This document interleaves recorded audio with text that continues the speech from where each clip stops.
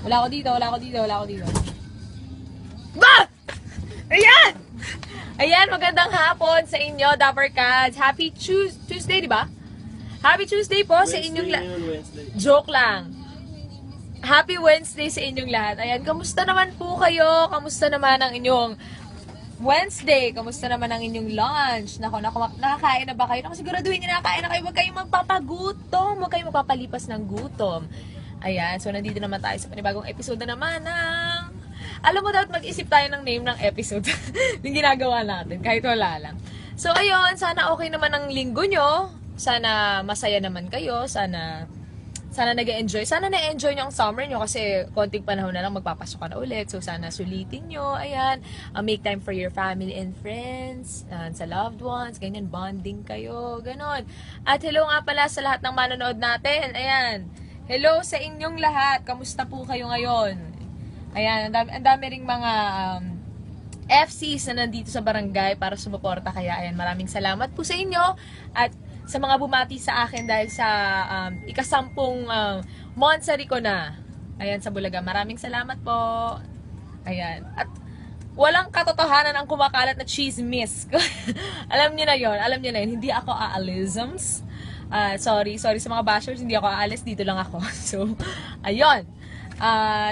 Ayun, sa mga Galicia boys, hello sa inyo. Ito, may mga pasimpleng bati pa po itong katabi ko dito. Hello, ayan. At salamat ulit sa May Infinity na nagbigay ng lechon, ayan, para sa amin dito sa barangay. At nandito ngayon sa labas ang Main Lovers. Ayan, nandito sila ngayon. Nantay nila ako. So, ayan, kamusta? So, ito na nga. Oh, ano? Meron na namang sumulat dahil maganda yung nangyari sa atin kahapon. Madaming feedback. May sumulat na naman bago. Sulat na naman. May sulat na naman. May sulat na Pakita naman. mo sa kanila para sa... Oh. Totoo ho ito, ang sulat ho kahapon ay hindi sinasadya. Totoong hindi sinasadya, meron lang nag-abot at since maganda ang feedback ng mga tao ay tuloy-tuloy na natin. Tuloy-tuloy na natin. Hindi naman, minsan na. So ito na. Galing kay Mariel Fem. Dear Main Mendoza, malaki po ang problema ko. Bukod sa pera, pag-aaral, pamilya at trabaho, ay malaki rin ang problema ko sa kaibigan ko. Matagal ko na po kasing gusto yung kaibigan ko na yun, pero natatakot po ako kasi baka ma-friendzone lang ako. Or worst thing to happen is, baka mag-friendship over kami. Hindi ko alam ang gagawin ko. Hindi ko din mapigilan nararamdaman ko. Alam kong matutulungan nyo ako. Salamat po, Ate Min. I love you. So, unang-una sa lahat, paano mo nasabing matutulungan kita? Paano mo nasabing matutulungan kita? Wala ka sigurado matutulungan kita. So, ayun na nga. Ganto gawin mo ha. Isipin mo muna kung sigurado ka na ba dyan sa nararamdaman mo. At, i-identify mo muna kung anong love ba yung nararamdaman mo para sa kaibigan mo. As in, love ba na, wait lang. Love ba na gusto mo siyang maging kasintahan, ganun. As in, yung romantic love ba, ganyan. Or love lang na gusto mo lang siyang mahalin, as in best friend, ganun. Kasi iba-iba yan eh. So, ganto. Siguro, i-assume na natin na gusto niya maging kasintahan ng kanyang kaibigan. Ano kasi, wala namang masama kung ikaw yung, para sa akin ito personal opinion, para sa akin wala namang masama kung ikaw ang magtatapat na may gusto ka sa kanya, may pagtingin ka sa kanya. Ewan ko kung iniisip mo ba dahil ikaw yung unang magtatapat o dahil ikaw yung babae. Para sa akin, ewan ko, wala namang kaso dun. Basta ang akin lang, kailangan maging handa kapag nagtapat ka. Kasi hindi naman natin masasabi kung ano yung magiging reaction niya, kung ano yung sasagot niya sa'yo. So, ang masabi ko lang ay, love without expectations. Ayan. Love and give without expecting any reciprocation. Ang galing! Ang galing ko nun! Ang galing! Ayan. Kasi wala namang kasiguraduhan na kapag umamin ka sa kanya, ay magugustuhan ka niya in return. And para sa akin naman kasi ang pagmamahal, hindi naman yan talaga... Ang pagmamahal kasi is giving eh. And kapag nagbigay ka, dapat hindi ka nag-expect ng something in return. Pwede mo siyang mahalin. Pwede mo siyang gawing inspirasyon to become a better person. Pwede mo lang siyang mahalin kasi napapasaya ka. Pag minamahal mo siya, ganun, simpleng bagay lang.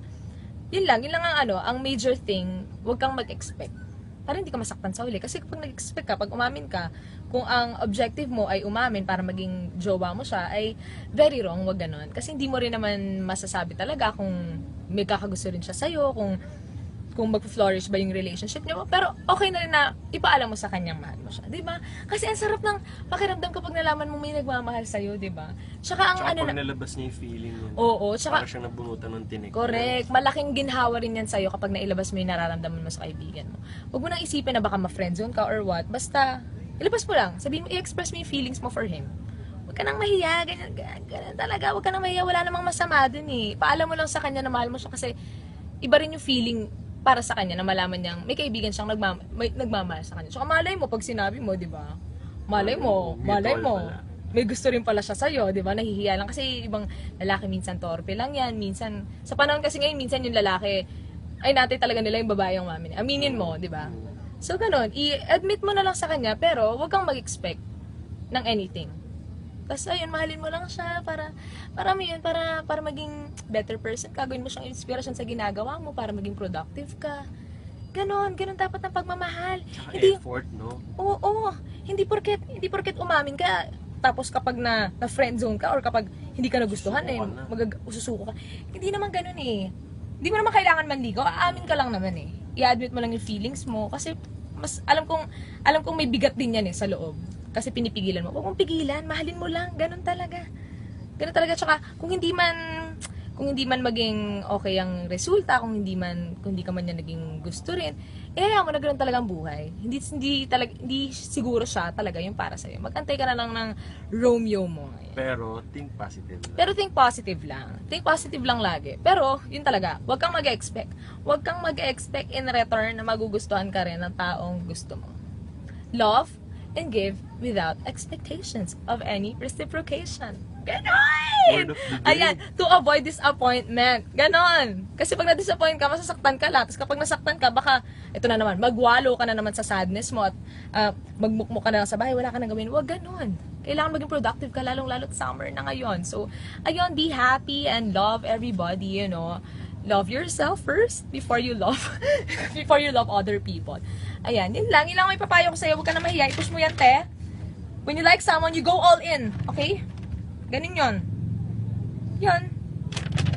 Sana may natutunan siya. Tingin mo ba may natutunan siya? Meron, maraming nakaka-relate sa mga ganyan. Sana nakarelate kayo and sana natulungan ko rin yung mga ibang tao na may same na problema. Ganun talaga, alam nyo, ang pagiging heartbroken, hindi talaga maiwasan niya. Talagang dadating sa punto sa buhay natin habang tumatanda tayo, nadadating na meron talagang isang It's part tao. of our growing up. Yes, it's part of growing up na may sasakit sa atin, na may dudurog ng puso natin. Pero ang maganda dyan ay may lesson tayo natututunan sa bawat ganong bagay na nangyari sa atin. Sa bawat bagay na hindi maganda nangyari sa atin, meron tayong isang bagay na natututunan. Kaya think positive lang and lagi kayong magdadasal dahil eto na, ang susunod na, ang Classroom Superstar ng Pambansang Bay, Alden Richards. Ayan, kasi ang tagal na 8 minutes na eh. So, ayun ulit, kung meron man kayong problema or kung gusto niyo ng payo galing sa akin na hindi naman talagang ewan ko kung nakakatulong, pero ayan, sana natutulungan kayo, and kung gusto niyo humingi ng payo sa akin, i-tweet nyo lang at i-comment nyo lang sa Eat Bulaga page. Ayan, dahil kailangan natin gumawa ng mga tagline eh, para Gagawa tayo ng tag. kapag iisipan, Excited na kami. excited ako. So ayun, tutok na sa Eat Bulaga dahil susunod na ang Classroom Superstar at after nun ay Kalye serye na. So you better watch out. You better not cry. You better not pout. I'll tell you why. Because Lola ni Dora is coming to town. Ayan. Bye-bye. Bye-bye sa inyo lahat. And have a great week. Ayan. Midweek marker Wednesday pa lang. So, ayun. Ayan. Maraming salamat sa lahat ng nanood. And maaga pa. Maaga pa tayo. Hindi. Maaga pa. So, mahaba pa ang araw. Kaya, be productive. Marami pa tayong pwedeng gawin. Huwag sayangin ang summer. Okay? Ayan. Maraming salamat and sa susunod ulit.